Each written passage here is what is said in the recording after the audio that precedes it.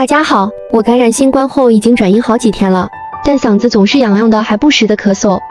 特别是晚上咳嗽的更厉害，有时半夜会咳醒了。我以为我留下新冠后遗症了，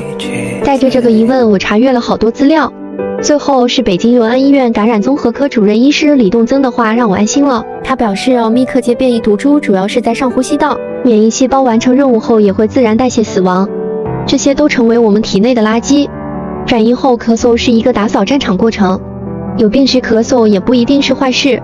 它能帮人把病菌从体内排出，利于病情好转。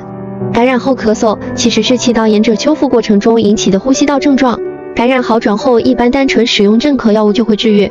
病程相对较短。其中下呼吸道的肺部是个相对迟钝的器官，